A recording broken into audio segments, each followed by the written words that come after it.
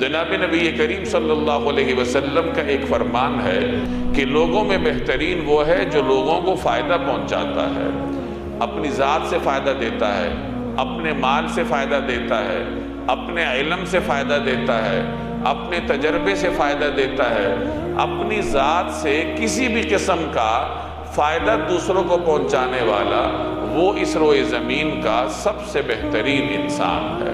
فائدہ پہنچانے کی بہت ساری صورتیں ہو سکتی ہیں۔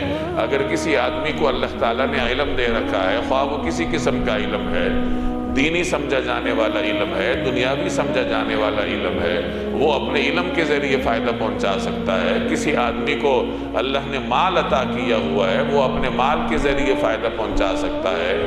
کسی آدمی کو اللہ نے جسمانی توانائیاں عطا کی ہوئی ہیں، وہ اپنی جسمانی توانائیوں کو بروئے کار لاتے ہوئے دوسروں کو فائدہ پہنچا سکتا ہے۔ تو یہ چھوٹی چھوٹی نیکیاں ہوتی ہیں، چھوٹے چھوٹے کرنے والے کام ہوتے ہیں، جنہیں بسا اوقات ہم سمجھتے ہیں کہ یہ معمولی درجے کے ہیں، حالانکہ یہ معمولی درجے کے نہیں ہوتے۔ انسان کے نامہ اعمال میں مثبت چیزوں کا اضافہ کرتے ہیں، نیکیوں کا اضافہ کرتے ہیں۔